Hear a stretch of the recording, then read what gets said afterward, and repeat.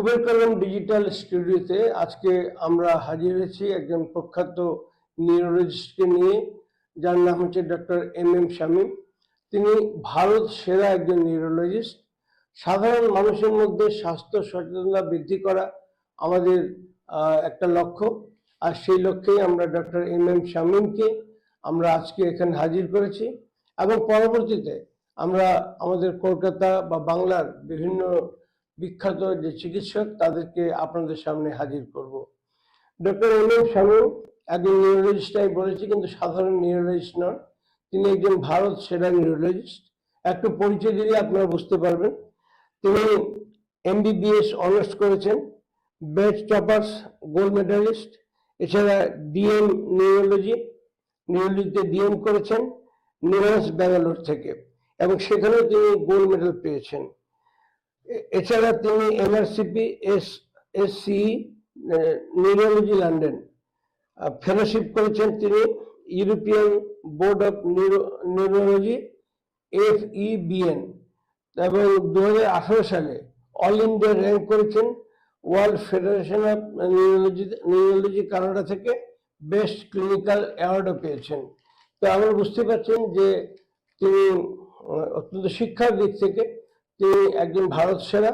সেই সঙ্গে তিনি প্র্যাকটিক্যালও তিনি আজ আমরা দেখতে পাচ্ছি যে হাজার হাজার রোগীকে তিনি চিকিৎসা দিচ্ছেন, এবং তার চিকিৎসায় যাদের সম্বন্ধে লোক হতাশ হয়ে গিয়েছিল এমন লোকেরাও কিন্তু আজকে উঠে দাঁড়াচ্ছে এবং সুস্থ জীবনের পথে এগিয়ে যাচ্ছে। সেই ডক্টর শামীম আমাদের সামনে বসে আছেন। একটু বলুন। আমি পুবের কলম এবং আপনাদের সমগ্র টিমকে, স্পেশালি আহমেদ হাসান স্যারকে অসংখ্য ধন্যবাদ জানাই এই জনসচেতনতার এই মুহিমে আমাকে সামিল করার জন্য। ধন্যবাদ আপনাকে। আমি প্রথমে আপনাকে জিজ্ঞেস করবো যে ইদানিং আমরা খুব শুনতে পাচ্ছি যে লোকেরা বলছে যে তার ব্রেন স্ট্রোক হয়েছে, বাবার, কাকার কিংবা ইয়াংদের আজকাল ব্রেন স্ট্রোক হচ্ছে। তো এই বিষয়ে যদি আপনি আমাদেরকে একটু এনলাইটেন করেন তাহলে মনে হয় অনেক পাঠক বা দর্শকের উপকার হবে। প্রথমেই বলি, ব্রেন স্ট্রোক মানে হলো ব্রেনের মধ্যে রক্তের চলাচলের ব্যাঘাত ঘটা। সেটা ঘটলে ব্রেনের ওই যে পার্টটা, যে পার্টে রক্ত গেল না, সেই পার্টটা ড্যামেজ হয়ে যায় এবং সেই পার্টটা যে কাজটার জন্য নিযুক্ত সেই কাজটা নষ্ট হয়ে যায়। যেমন ধরুন, কারো যদি ব্রেনের হাতের চলাচলের জায়গাটাতে যদি স্ট্রোক হয়ে যায় তাহলে তার হাতটা আর চলবে না, হাতটা প্যারালিসিস হয়ে যাবে। একইভাবে চোখে দেখার জায়গায় যদি স্ট্রোক হয়ে যায়, চোখে সে দেখতে পাবে না, হঠাৎ করে অন্ধ হয়ে যেতে পারে। এটা হলো ব্রেন স্ট্রোক। এবার রিসার্চ কি বলছে, আপনি যেমনটা বললেন যে অনেক মানুষের এরকম হচ্ছে, রিসার্চ গুলো বলছে প্রতি 100 জন মানুষের মধ্যে অন্তত 25 জনের, মানে 1:4, প্রতি 4 জন মানুষের মধ্যে একজনের তার জীবদ্দশায় স্ট্রোকের সম্ভাবনা থেকে যায়। মানে আমাদের প্রতি 4 জনের মধ্যে একজনের স্ট্রোক হতে পারে, তার রিস্ক ফ্যাক্টরস, তার কারণগুলো তার বডিতে থেকে যায়। তাহলে আমরা জেনে নিতে হবে যে স্ট্রোকের লক্ষণগুলো কি, স্ট্রোক হলে আমরা কিভাবে বুঝবো, এবং স্ট্রোক হলে তার চিকিৎসার জন্য আমরা ঠিক কোথায় যাব, কোথায় গেলে স্ট্রোককে ম্যাজিকের মতো ঠিক করে দেওয়া যায়। আগে আমরা দেখতাম যে একবার স্ট্রোক হলো, বিছানা সজ্জা হয়ে গেল, সে 1.5 বছর 2 বছর বা কখনো কখনো সারাটা জীবন বিছানাতেই পড়ে রইলো, সেটা সে পরিবারের উপরে একটা বোঝা হিসেবে থেকে যায়। সমাজ এবং রাষ্ট্রের কাছে তার তার কার্যক্ষমতা দিয়ে আজ সে আমাদের সমাজে সামিল হতে পারে না। কিন্তু এখন অনেক ওষুধ এমন আবিষ্কার হয়েছে যেখানে স্ট্রোককে চটজলদি ডায়াগনোসিস করতে পারলে, চিনতে পারলে এবং সঠিক সময়ে যদি সঠিক চিকিৎসা করা যায়, স্ট্রোককে পরিপূর্ণ রিভার্স করা যায়, পরিপূর্ণ সারিয়ে তোলা যায়। তাহলে প্রথমেই বলে নেওয়া ভালো যে স্ট্রোক সাধারণ মানুষ কিভাবে চিনবে। সাধারণ মানুষকে স্ট্রোকে চেনার জন্য যেটা আমরা বলি, মনে রাখবেন বি ফাস্ট, BEFAST। বি মানে হলো ব্যালেন্স। আমি ধরুন আপনাদের সামনে বসে কথা বলছি, হঠাৎ করে আমার মাথাটা ঘুরে গেল, কিংবা হঠাৎ করে আমি চলতে চলতে ব্যালেন্স পাচ্ছি না, একদিকে হেলে যাচ্ছি বা দুদিকে হেলে যাচ্ছি, টালমাটাল হচ্ছে, ভারসাম্য হারিয়ে যাচ্ছে। হঠাৎ করে যদি কারোর ভারসাম্য হারিয়ে যায়, সেটা একটা স্ট্রোকের লক্ষণ হতে পারে, বি ব্যালেন্স। তারপর আসছে ই মানে হলো আইজ। চোখের সমস্যা যদি হঠাৎ করে শুরু হয়, হঠাৎ করে টার্মটা খুব ইম্পর্টেন্ট, হঠাৎ করে যদি কেউ দেখতে না পায়, সেটা স্ট্রোকের লক্ষণ হতে পারে। বয়সকালে অনেক দিন ধরে দেখতে না পাওয়া সাধারণত চোখের ছানির লক্ষণ হয় বা চোখের অন্যান্য প্রবলেমের লক্ষণ হয়, কিন্তু হঠাৎ করে যদি চোখের দৃষ্টির প্রবলেম হয়, সেটা একটা স্ট্রোকের লক্ষণ হতে পারে। বিশেষ করে স্ট্রোকের ক্ষেত্রে চোখের সামনের দিকের দৃষ্টিটা অতটা নষ্ট হয় না, চোখের সাইডের দৃষ্টিটা অনেকটা নষ্ট হয়ে যায়। কেমন দেখুন, আমি সামনের দিকে তাকিয়েও বলতে পারবো যে আপনি এখানটায় বসে রয়েছেন, এটা হলো আমার ফিল্ড অফ ভিশন।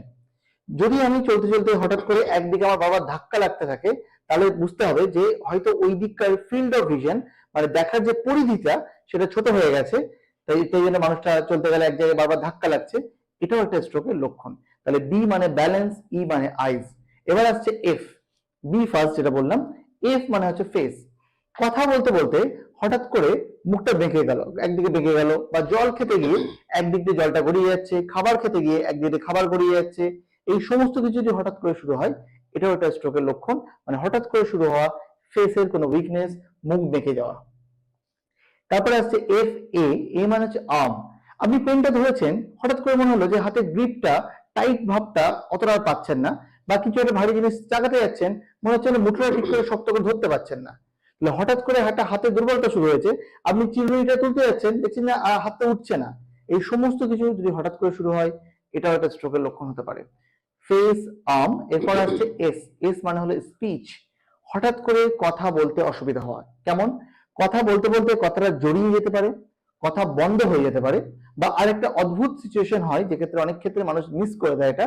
সেটা হচ্ছে, ধরুন আপনি আমাকে একটা প্রশ্ন করলেন, আমি আপনার কথাটা শুনলাম, শুনে বুঝলাম আপনি কি বললেন, বুঝে ওটা আমার যে মেমোরি, আমার অ্যাটেনশন সমস্ত কিছু দিয়ে প্রসেস হলো যে আমার কি প্রশ্ন করা হলো, তারপরে তার উত্তর দিলাম। ধরুন আপনি আমাকে প্রশ্ন করলেন, ডাক্তার স্ট্রোক মানে কি, আমি আপনাকে উত্তর দিলাম আজকে বৃষ্টি হচ্ছে না। তাহলে আপনি প্রশ্ন করলেন এক, আমি উত্তর দিলাম আর এক। তবে হঠাৎ করে যদি আমার কোনো একটা কথার বোঝার ক্ষমতা হঠাৎ করে যদি আমার চেঞ্জ হয়ে যায়, সেটাও একটা স্ট্রোকের লক্ষণ হতে পারে। বা আপনি প্রশ্ন করলেন, ডাক্তারবাবু আপনার নাম কি, আমি বলার চেষ্টা করছি কিন্তু আমি বলে উঠতে পারছি না, এটাও একটা স্ট্রোকের লক্ষণ হতে পারে। তাহলে আমাদের স্ট্রোকের মূলত যে লক্ষণগুলো হলো সেটা হচ্ছে বি মানে ব্যালেন্স, ই মানে আইজ, এফ মানে ফেস, এ মানে আর্ম, এস মানে স্পিচ। এগুলোর মধ্যে সবগুলো বা কোনো একটার যদি হঠাৎ করে প্রবলেম শুরু হয়, তাহলে মনে রাখতে হবে টি। টি মানে টাইম। সময় নষ্ট না করে যথাশীঘ্র সম্ভব আপনার নিকটস্থ নিউরো মেডিসিনের ডাক্তারের সঙ্গে পরামর্শ করুন, যাতে করে স্ট্রোককে নির্ণয় করে সিটি স্ক্যান বা এমআরআই লাগতে পারে, দেখে কি ধরনের স্ট্রোক হয়েছে দেখে তার চিকিৎসা করা।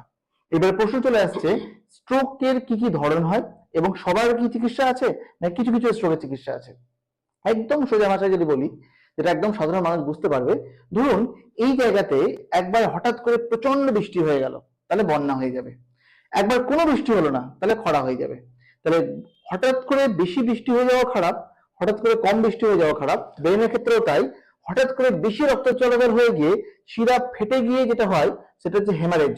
ব্রেনে রক্তের বন্যা বয়ে যাচ্ছে, সেটা হচ্ছে হেমারেজ। হেমারেজ মানে স্ট্রোক। আরেকটা হতে পারে, ব্রেনে রক্ত গেলই না, রক্তটা ক্লট হয়ে গেল, আটকে গেল, সেটা হচ্ছে ইস্কিমিয়া, ইস্কিমিক স্ট্রোক বা ইনফার্ক্ট, মানে রক্ত চলাচল ব্যাহত হওয়ার জন্য হওয়া স্ট্রোক। তাহলে এই যে দু ধরনের স্ট্রোক হয়, রিসার্চে দেখা গেছে বেশিরভাগ ক্ষেত্রে রক্ত চলাচল ব্যাহত হয়ে ক্লট হয়ে গিয়ে ইনফার্ক্ট হয়ে যায়, যেখানে ব্রেনে রক্ত যাচ্ছে না। তাহলে যদি যদি এই কোনো একটা পেশেন্টের স্ট্রোক হয়, সে যদি 4.5 ঘন্টার মধ্যে এমন হাসপাতালে যায় যে হাসপাতালে স্ট্রোকের সমস্ত চিকিৎসা আছে, তাহলে তার যদি সিটি স্ক্যান বা এমআরআই করে দেখা যায় যে ব্রেনের মধ্যে ক্লট হয়েছে, মানে রক্ত জমাট বেঁধে হওয়া স্ট্রোক হয়েছে, সেই ক্ষেত্রে এমন একটা ইনজেকশন আমাদের কাছে আছে যেটা সঠিক টাইমে প্রয়োগ করলে ওই ক্লটটাকে গলিয়ে দেওয়া যায়। একটা মানুষ যে হাঁটতে পারছিল না, তাকে ক্লট গলিয়ে দিলাম, পরের দিনে সে হেঁটে বাড়ি ফিরে যাচ্ছে ছুটি নিয়ে। তাহলে ভাবুন, যে পঙ্গুত্ব নিয়ে তাকে সারাটা জীবন বাঁচতে হতো, শুধুমাত্র বাড়ির একটা মানুষের সঠিক সময়ে স্ট্রোকের সিমটমটাকে বুঝতে পারা যে এটা স্ট্রোক, সে সঠিক সময়ে সঠিক হাসপাতালে গিয়ে চিকিৎসা করালে তার জীবনে পরিপূর্ণ চেঞ্জ আসতে পারে। প্রশ্নটা হচ্ছে, স্ট্রোকের ক্ষেত্রে চিনতে পারাটা সবচেয়ে ইম্পর্টেন্ট। আমরা দেখলাম যে বেশিরভাগ ক্ষেত্রেই মানুষ জানে না যে কোনটা স্ট্রোকের লক্ষণ। ভাবুন না, যদি একটা মানুষ হঠাৎ করে ঠিক করে কথা গুছিয়ে বলতে না পারে, সবাই ভাবে হয়তো মানুষটা পাগল হয়ে গেছে, বা মানুষটা মাথা খারাপ হয়ে গেছে, বা টেনশনে আছে। এই করে করেই এগুলো সমস্ত কিছু ডিলে হয়ে যায়, দেরি হয়ে যায়। আর যখন ডাক্তারের কাছে আসে, তখন আমরা খুব খুব মানে করুণার স্বরে আমরা বলি যে হয়তো আর কিছুই করা যাবে না, আপনার পেশেন্ট আপনি অনেকটা দেরি করে ফেলেছেন। এখানে এখানে আরেকটা আরেকটা খুব মানে ইম্পর্টেন্ট বিষয়, একটা ইম্পর্টেন্ট রিসার্চ যেটা আমরা লিমেন্স ব্যাঙ্গালোরে করেছিলাম। ব্যাঙ্গালোরে যদি আপনি দেখেন, ওভারঅল মানুষজন প্রচুর শিক্ষিত মানুষজন থাকে। সেখানে আমরা দেখলাম প্রচুর মানুষ 4.5 ঘন্টার মধ্যে হাসপাতালে আসছে না স্ট্রোক নিয়ে, তাদেরকে আমরা জিজ্ঞাসা করলাম যে আপনারা 4.5 ঘন্টার মধ্যে আসছেন না কেন, আপনারা কি জানেন না বি ফার্স্ট মানে কি? এক্ষুনি যেটা আপনাদের শেখালাম বি ফার্স্ট স্ট্রোকের লক্ষণগুলো, তাদেরকে জিজ্ঞাসা করলাম, তারা বলছে হ্যাঁ আমরা বি ফার্স্ট জানি, স্ট্রোকের লক্ষণ কি কি হয় আমরা জানি। তারপর আমরা ভাবলাম তাহলে হয়তো হতে পারে যে ব্যাঙ্গালোরের ট্রাফিক বেশি, কনজেশন হয় প্রচুর, ওই জন্য হয়তো টাইমে মানুষজন হাসপাতালে পৌঁছতে পারছে না। এটা এটা এটা সাধারণ ধারণা, কিন্তু আপনি শুনলে অবাক হয়ে যাবেন রিসার্চে কি এলো।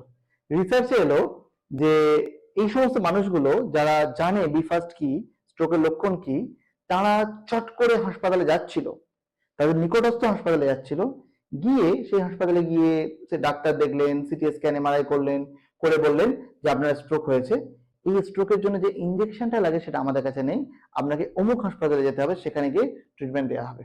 তাহলে যে মানুষটা 3 ঘন্টার মধ্যে ধরে ফেলেছিল তার স্ট্রোক হয়েছে, তার বাড়ির লোক ধরে ফেলেছিল, সেই যখন অন্য হাসপাতালে গেল, সিটি স্ক্যান এমআরআই করলো, তারপরে এই হাসপাতালের বিল মিটিয়ে সমস্ত ডিসচার্জ নিয়ে অন্য হাসপাতালে যখন গেল, তার 4.5 ঘন্টাটা পার হয়ে গেল। আর ভাবুন, তাহলে এখান থেকেই কনসেপ্টটা এলো স্ট্রোক রেডি হাসপাতালের কনসেপ্ট।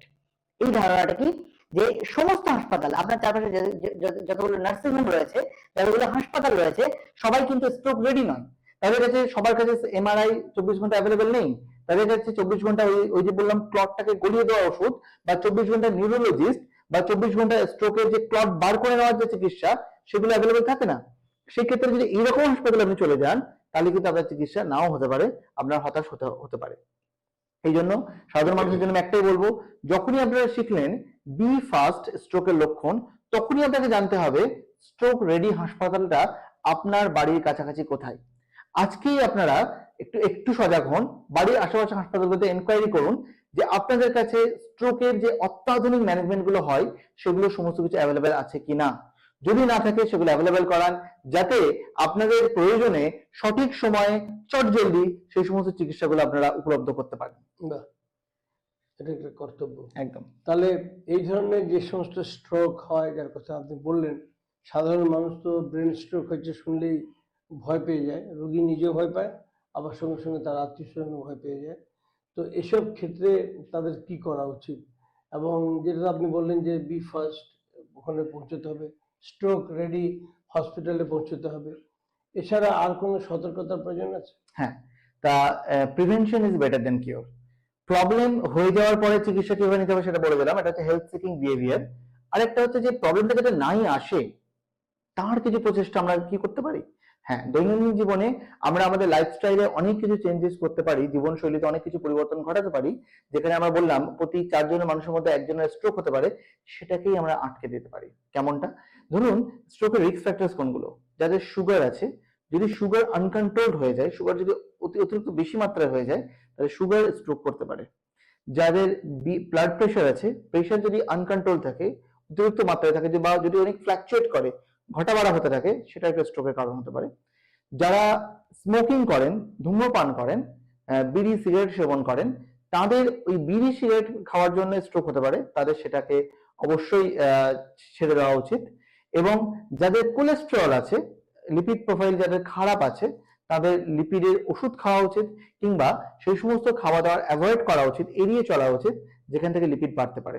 যেমন তৈলাক্ত খাবার, junk food, fatty foods, fried item, বারবার করে একই তেলে বারবার করে ভাজা খাবার, কিংবা মিষ্টি জাতীয় খাবার, কিংবা ধরুন প্যাকেট জাতীয় যে খাবারের শেলফ লাইফ বাড়ানোর জন্য অনেকদিন ধরে যে খাবারকে প্রক্রিয়া করে জমিয়ে রাখা হয়, এই সমস্ত খাবার অ্যাভয়েড করা উচিত। প্রতিদিন দৈনন্দিন সকালবেলা অ্যাটলিস্ট আধ ঘন্টা করে, অন্তত সপ্তাহে 5 দিন হাঁটা, এবং আমাদের খাবারের টাইমিং গুলো একটা ফিক্সড টাইম রাখা, যাতে করে আমরা প্রচন্ড খিদে পাইয়ে না খাই। কারণ আপনি নিশ্চয়ই লক্ষ্য করবেন আমাদের লাইফে হয়, যে দিনগুলোতে আমরা খিদে পাইয়ে খাই, সেদিন আমরা ওভার ইটিং হয়ে যাই, বেশি খেয়ে ফেলি। আমরা যদি ঠিক টাইমে খাই, তাহলে কিন্তু আমরা খিদে না পেলেও আমরা অল্প পরিমাণে খাবো, এটা খুব ইম্পর্টেন্ট। এবং রেড মিট, লাল মাংস একটু অ্যাভয়েড করা, আলু জাতীয় জিনিসপত্র অ্যাভয়েড করা। এবং যদি আপনার ফ্যামিলিতে আর্লি এজে স্ট্রোকের রিস্ক থাকে, মানে ধরুন 40-50 বছরের আগেই আপনার ফ্যামিলিতে স্ট্রোক হয়ে গেছে, তাহলে সেই ক্ষেত্রে ডাক্তারের নিউরোলজিস্টের পরামর্শ নিন যে এই স্ট্রোকের কোনো জেনেটিক কারণ আছে কিনা, বা জিনগত জনিত বংশ পরম্পরা হওয়া কোনো স্ট্রোকের কারণ আছে কিনা, সেটা লক্ষ্য করা। এক্ষেত্রে জাস্ট আমি একটা কথা বলতে যাবো স্যার, যে অনেক ক্ষেত্রে কি হয় যে একবার স্ট্রোক হওয়ার পরে মানুষজন আশা ছেড়ে দেয় যে যে আমি তো 4.5 ঘন্টা পার করে ফেলেছি, আমার পেশেন্ট বা আমার পেশেন্ট হেমারেজ হয়েছে, আর কোনো চিকিৎসা নেই, মানুষটা পঙ্গু হয়ে থেকে যাবে। সেক্ষেত্রে আমি দেখি যে তারা অনেক ধরনের ওষুধ, প্রচুর মূল্যবান ওষুধ, দামি দামি ওষুধ তারা খায় এবং প্রকৃততে তারা কোনো সুরাহা পায় না।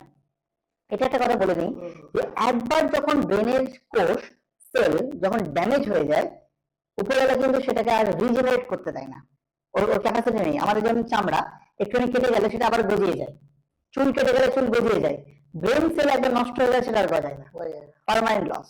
কিন্তু ভাবুন একটা গার্ডার আছে, একটা ইলাস্টিক জিনিস গার্ডার আছে, এটা মাঝখান থেকে কেটে গেল, বড় ছিল কেটে গেল, ছোট হয়ে গেল, এটা কি সাইজে বাড়বে? সম্ভব না। কিন্তু এটা যদিও গজাবে না সাইজে, এটা যদি টান দেন তাহলে কিন্তু বাড়বে। তাহলে কি যে স্ট্রোক 4.5 ঘন্টার বাইরে আসছে তাদের কি চিকিৎসা? তাদের চিকিৎসা হলো যে ব্রেনের যে পার্টটা ড্যামেজ হয়ে গেছে, ধরুন 100 ভাগ ব্রেনের মধ্যে 10% ড্যামেজ হয়েছে, 90% ভালো আছে, ওই 90% কাজটাকে যদি আমরা অপটিমাইজ করতে পারি, ওর কাজটাকে যদি আমরা বৃদ্ধি করতে পারি, তাহলে কি এই গার্ডারটাকে টেনে বাড়ানোর মতো হয়ে যাবে। যে কাজটা নষ্ট হয়ে যাওয়ার জন্য কারো হাত পা পঙ্গু হয়ে গিয়েছিল, ব্রেনের অন্য পার্ট সেই পার্টের ফাংশন নিয়ে নেবে। বাহ! তাহলে কি করতে হবে? এখানেই কনসেপ্ট চলে আসছে যে একবার একটা মানুষের যদি বডিতে স্ট্রোক হয়ে যায়, হয়ে যাওয়ার পরে অনেক ক্ষেত্রে মানুষ ভাবে, আপনি দেখবেন যে একবার স্ট্রোক হয়েছিল সে এখনো বিড়ি খাচ্ছে, হতে পারে তার আবার একবার স্ট্রোক হয়ে গেল। তাহলে একটা সোজা উদাহরণ দিয়ে আমি সাধারণ মানুষের জন্য বলবো, ধরুন আপনার বাড়িতে একটা চুরি হয়ে গেল, একটা গয়না কেউ চোর চুরি করে চলে গেল, আপনি অতি কষ্ট করে সেই গয়নাটা আবার গড়িয়ে নিলেন, আপনি গয়নাটা গড়িয়ে নেওয়ার কিছুদিন পরে দেখুন চোর আবার চুরি করে নিয়ে চলে গেল। তাহলে ভুল কোথায় হয়েছিল? যখন চোরটা এসে চুরি করেছিল আপনি খুঁজে দেখেননি যে চোরটা এসেছিল কোথা থেকে। যদি চোর কোথা থেকে এসেছিল সেটার যদি আপনি সুরাহা না করেন, যদি শুধু গয়নাটা আর কষ্ট করে গড়িয়ে নেন, সেটা কিন্তু আবার চুরি হয়ে যাবে। স্ট্রোকেরও ঠিক কনসেপ্ট ঠিক একই। যদি একবার স্ট্রোক হওয়ার জন্য আপনি বিভিন্ন ওষুধ, থেরাপি সমস্ত কিছু করে সেখান থেকে যখন আপনি মুক্তি পাওয়ার চেষ্টা করছেন, কিন্তু কেন স্ট্রোকটা হয়েছিল, এটা সুগার, কোলেস্টেরল, জেনেটিক প্রবলেম, নাকি ব্লাডের অন্য কোনো ইস্যু প্রবলেম আছে, আপনি এটা খুঁজে দেখলেন না, নাকি হার্টের কোনো প্রবলেম আছে, কোনো কিছুই খুঁজলেন না, না খুঁজে শুধুমাত্র স্ট্রোকের একটা ওষুধ খেয়ে নিয়ে ভাবলেন যে আমার স্ট্রোক ঠিক হয়ে যাবে, জাস্ট কিন্তু ওয়েট করছেন, ওই একই প্রবলেমের জন্য আবার একবার স্ট্রোক হতে পারে। আপনি নিশ্চয়ই শুনেছেন একটা মানুষের 2বার, 3বার, 5বার করে স্ট্রোক হচ্ছে। এইগুলো হচ্ছে সেই মানুষগুলো যারা তাদের স্ট্রোকের কারণগুলো না খুঁজে শুধুমাত্র রক্ত পাতলা করার ওষুধ খেয়ে যাচ্ছে। অতএব যদি তার স্ট্রোক হয়ে থাকে, তার প্রথম জিনিস হচ্ছে, ওই যে বললাম গালাটা বড় ছিল ছোট হয়ে গেছে, এই যে ছোট পার্টটা পড়ে রইলো, এই ছোট পার্টটাকে আর স্ট্রোক হতে দেওয়া যাবে না। এটা হচ্ছে প্রথম জিনিস। যেটুকু ব্রেন পড়ে রইলো ওই ব্রেনটা যেন ভালো থাকে, ওকে আর আমার স্ট্রোক হতে দেবো না। আমাদের সমস্ত কিছু খুঁজতে হবে যে স্ট্রোকটা হলো কেন, যাতে এই পার্টটাকে বাঁচিয়ে রাখতে পারি। তারপরে কি এই পার্টটাকে ফাংশনটা বাড়াতে হবে। সেখানেই কনসেপ্ট আসছে নিউরো রিহ্যাবিলিটেশনের। আপনারা যত বেশি বেশি করে ফিজিওথেরাপি করবেন, নিউরো রিহ্যাবিলিটেশন করবেন, তত বেশি বেশি করে আপনাদের ব্রেনের অন্যান্য কোষগুলো এই হারিয়ে যাওয়া কোষের ফাংশনটা, কাজটার ওভারটেক করে নেবে, ওটাকে নিয়ে নেবে। যখনই এটাকে নিয়ে নেবে তখন আবার ধীরে ধীরে সে পাওয়ার ফিরে পাবে। এখানে একটা প্রশ্ন চলে আসছে গ্রাম বাংলার মানুষের জন্য, আমি বলবো অনেক মানুষ তারা ফিজিওথেরাপিস্টের উপরে ডিপেন্ডেন্ট হয়ে থাকেন, যে বাড়িতে এক্সারসাইজের ডাক্তারবাবু আসবেন, তিনি এসে আধ ঘন্টা থেরাপি করে চলে যাবেন, ওই থেরাপির উপর তারা নির্ভরশীল হয়ে থাকে। আপনি শুনলে অবাক হয়ে যাবেন, এই থেরাপিগুলো কিন্তু কস্টলি। অনেক মানুষ এগুলো এফোর্ড করতে পারে না, এগুলো বহন করতে পারে না, তার ফলে তারা কি হয়, 1 মাস থেরাপি করালো বা 15 দিন করালো, তারপরে যদি কিছুই তো উন্নতি হচ্ছে না, বন্ধ করে দেয়। সমস্যাটা হচ্ছে থেরাপিতে উন্নতি একদিনে হয় না, টাইম লেগে যায়, মাসকে মাস লেগে যেতে পারে, কন্টিনিউ করতে হবে। ওই জন্য আমি আমার পেশেন্টকে সবসময় শিখিয়ে দিই, এবং আমাদের ব্যাঙ্গালোরে এই কালচারটা আছে যে পেশেন্টের বাড়ির লোককে, পেশেন্টের বাড়িতে থেকে আমরা 3জন 4জনকে সিলেক্ট করি যে আপনারা থেরাপিটা শিখে নিন। থেরাপিস্ট আছে, আপনারা থেরাপি শিখে নিন, শিখে নিন, সকালে কেউ 1 ঘন্টা করলো, দুপুরে কেউ 1 ঘন্টা করলো, রাতে কেউ 1 ঘন্টা করলো।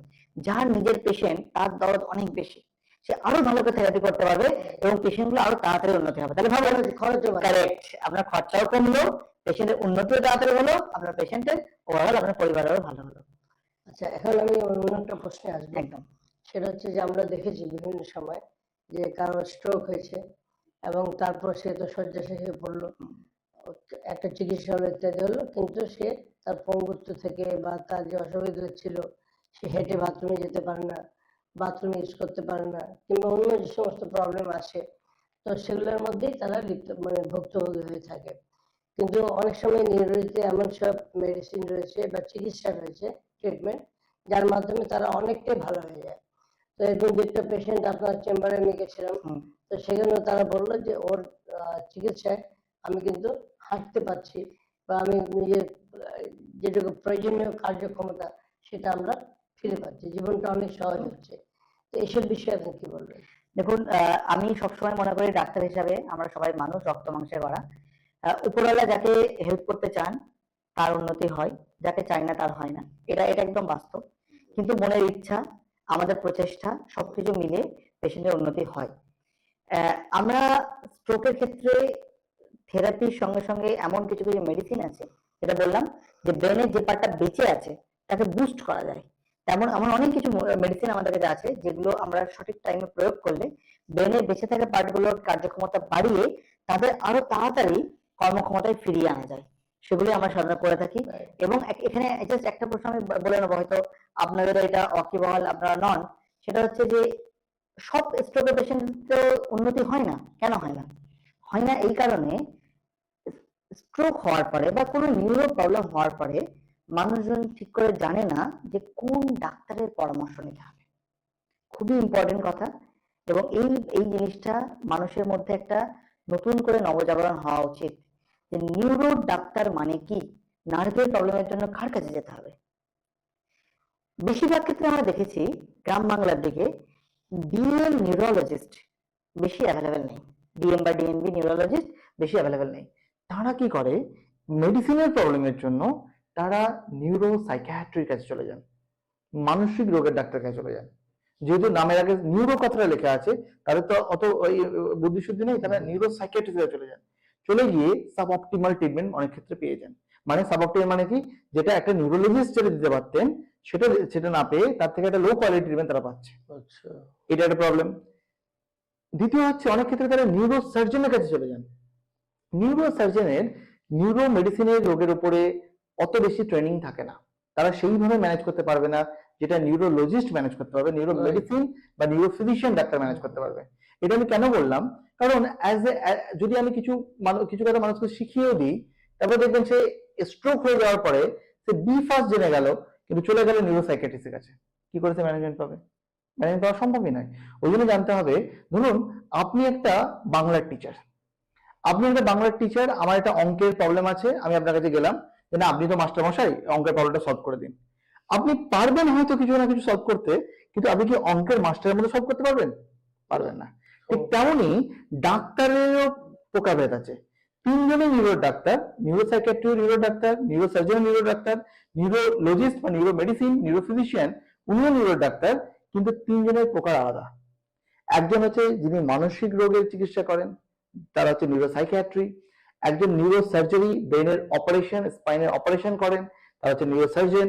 আর একজন ব্রেন এবং নার্ভের, স্পাইনাল কর্ডের মেডিসিনের চিকিৎসা করেন, সেগুলো হচ্ছে নিউরো মেডিসিন। right. ওই জন্য সাধারণ মানুষকে আমি একটাই কথা বলবো যে আপনি আপনার ডাক্তারের কাছে গিয়ে প্রশ্ন করুন যে ডাক্তারবাবু আপনি এই রোগের জন্য ট্রেন ডাক্তার কিনা। এটা খুব ইম্পর্টেন্ট। একটা ছোট্ট কথা কিন্তু আপনি নবজাগরণ করতে পারে। ভাবুন না, যে মানুষটা টাকা খরচা করছে, যে মানুষটা ইনভেস্টিগেশন করছে, করে সাবঅপটিমাল বেস্ট ট্রিটমেন্টটা পাচ্ছে না, তার কি এই অধিকারটা নেই বেস্ট ট্রিটমেন্টটা পাওয়া? নিশ্চয়ই। এই জন্য আমি সব মানুষকে বলি, আপনি আপনার ডাক্তারের কাছে গিয়ে প্রশ্ন করুন আপনি এই বিষয়ে ট্রেন কিনা। হ্যাঁ, যদি তার কাছে আর অপশন না থাকে সে সেই ডাক্তারকে দেখাবে, কিন্তু তার কাছে যদি অপশন থাকে they should go to other good doctors in that তাহলে case. সঠিক ডাক্তারের কাছে একদম যাওয়া খুবই উচিত, ইম্পর্টেন্ট, এটা চিকিৎসা। খুবই ইম্পর্টেন্ট। এটা লোককে বুঝতে হবে। একদম। আচ্ছা, আজকাল একটা কথা চালু হয়েছে, আমাদের বাংলাতেও চালু হয়েছে, বাংলায়, আমাদের পশ্চিম বাংলায়, সেটা হচ্ছে যে স্বাস্থ্য জাগরণ। যে স্বাস্থ্য সম্বন্ধে সচেতন হতে হবে, তাহলে অনেক রোগকে আমরা প্রতিরোধ করতে পারবো। এবং যেটা আপনি এতক্ষণ ধরে আমাদের বোঝালেন যে সঠিক চিকিৎসাটা আমরা নিতে পারবো, এ সম্পর্কে একজন বিশেষজ্ঞ হিসেবে আপনি কি বলবেন?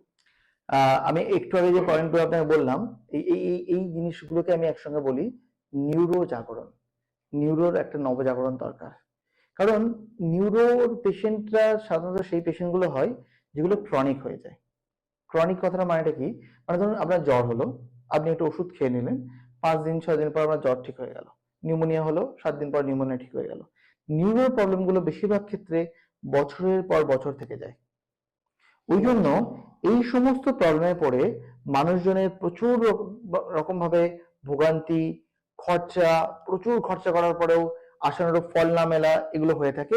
এবং এখান থেকেই প্রচুর রকমের অল্টারনেটিভ প্র্যাকটিস মানে কি, মানে ধরুন কেউ কবিরাজ, হাকিম, বৈদ্য, মানে ধরুন যে রোগটা সারে না, যে রোগটা চট করে সেরে যায় সে নিয়ে কারো কোনো প্রশ্ন নেই, যে রোগটা সারতে দেরি হয় সেখান নিয়ে লোকের বিজনেস শুরু হয়, যে এ সারাতে পারছে না, এ সারিয়ে দেবে, এই খরচা করুন সেরে যাবে, ওই খরচা করুন সেরে যাবে, হয় না?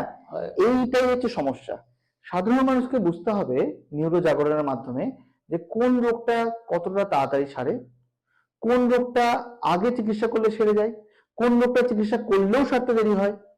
এইগুলো যদি সাধারণ মানুষ জানে, এটা আমি কি বলি জানেন তো, অনেক সময় আমি আমার পেশেন্টকে বলি, দেখুন উপরওয়ালা আমাকে সুযোগ দিয়েছে আপনার সেবা করার, হয় আমি আমার পেশেন্টটাকে সারানোর চেষ্টা করব, নইলে আমি আমার ফ্যামিলিটাকে বাঁচানোর চেষ্টা করব। হয় পেশেন্টটাকে সারানোর চেষ্টা করব, নাহলে পেশেন্টটার রোগটার সম্বন্ধে আমি সৎ হয়ে পেশেন্টের ফ্যামিলিটাকে বাঁচানোর চেষ্টা করব, যে আপনারা অযথা খরচা করে নিজেদের ফ্যামিলিটাকে নিঃস্ব করে দেবেন না। অনেক ক্ষেত্রে হয় না যে একটা পেশেন্ট এলো, সেই পেশেন্টটা সারবে না, কিন্তু হাজারটা খরচা করে আলটিমেটলি লাভ কিছু হলো না। সেটাই যদি আমরা সুন্দরভাবে পেশেন্টের ফ্যামিলিকে যদি আমরা কাউন্সিলিং করি, যে আপনি যে পরিমাণ খরচা এনার জন্য করছেন সেই পরিমাণ খরচা দিয়ে আপনি আপনার পরবর্তী প্রজন্মটাকে একটু ঠিক করতে পারেন, ওনার ছেলে মেয়েকে একটু ভালো করে পড়াশোনা করাতে পারেন, তাহলে ভাবুন আমার কাছে একটা সুযোগ ছিল পেশেন্টটাকে ঠিক করার, হয়তো পেশেন্টটাকে আমার ঠিক করার ক্ষমতা উপরওয়ালা আমাদের দেয়নি, কিন্তু পরিবারটাকে তো আমরা বাঁচাতে পারি। এটাই হলো নিউরো জাগরণ। এই সচেতনতা মানুষের মধ্যে খুব দরকার। সব রোগের চিকিৎসা হয় না, অনেক রোগের হয়, যে রোগের হয় তার জন্য সঠিক ডাক্তার কাছে যেতে হবে, আর যে রোগের হয় না তার জন্য ডাক্তারের সঙ্গে খোলামেলা আলোচনা করতে হবে। অনেক ক্ষেত্রে যেগুলো নিউরো জেনেটিক প্রবলেম হয়, জেনেটিক ইস্যুস, যেগুলো একদম উপরওয়ালা ডিফেক্টিভ জিন দিয়ে পৃথিবীতে পাঠায়, সেগুলো কিন্তু কোনো পার্মানেন্ট চিকিৎসা হয় না। এই জিনিসটাকে যদি সোজাভাবে পেশেন্টের বাড়ির লোককে বুঝিয়ে, তার ইমোশনে পরিধিটা বুঝে তাকে যদি সেভাবে বোঝানো যায়, তাহলে কিন্তু তার অযথা খরচা করার যে একটা চিন্তা ভাবনা হয়ে যায়, যে আমি এখানে গেলে রোগ সেরে যাবে, এই বাবা রোগ সারিয়ে দেবে, এই বৈদ্য রোগ সারিয়ে দেবে, এই ডাক্তার সারিয়ে দেবে, চেন্নাই সেরে যাবে, ভেলোরে সেরে যাবে, এই যে খরচাটা এইটা আমরা আটকাতে পারি, তার কিন্তু পরবর্তী প্রজন্মের কাছে সেটা কিন্তু লাভজনক, তাই নাকি? ডক্টর শামীম, আপনি আমাদের স্টুডিওতে এসেছেন কলম ডিজিটালে, আপনাকে আমরা অনেক অনেক ধন্যবাদ জানাচ্ছি। এবং সেই সঙ্গে আমরা আশা করব যে পরবর্তীতে, আমরা জানি যে আপনি মাসে একবার কলকাতায় আসেন, তো আমরা আশা করব যে আপনি আবারও আমাদের এখানে আসবেন। এবং আজকে আপনি যে কথাগুলো আমাদের বোঝালেন তার দ্বারা আমাদের শ্রোতা এবং দর্শকরা অনেকটাই উপকৃত হবে বলে আমি মনে করি। তো আপনি পরবর্তীতে আমাদের স্টুডিওতে আসবেন এবং সাধারণ গ্রামের লোকেরা এগুলো দেখে, ডিস্ট্রিক্টের লোকেরা এগুলো দেখে, যারা সম্বন্ধে একেবারেই কিছু জানে না, তো তাদের কাছে আপনার বার্তা যেভাবে আপনি পৌঁছে দিচ্ছেন আমাদের মাধ্যমে, তার জন্য আপনাকে অজস্র ধন্যবাদ। Thank you very much. আমিও পূর্বের প্রোগ্রামকে এই এই এই একটা নতুন সংকল্প নেওয়ার জন্য, আমাকে ডাকার জন্য আমি আপনাদের কাছে কৃতজ্ঞ। এবং আপনাদের এই প্রোগ্রামের থ্রুতে যদি আমি নিউরো জাগরণের মেসেজ, বার্তা যদি পশ্চিমবঙ্গের সাধারণ মানুষের কাছে পৌঁছে দিতে পারি, তাহলে আশা করি আমাদের এই প্রচেষ্টা সফল হবে। ধন্যবাদ। Thank you very much.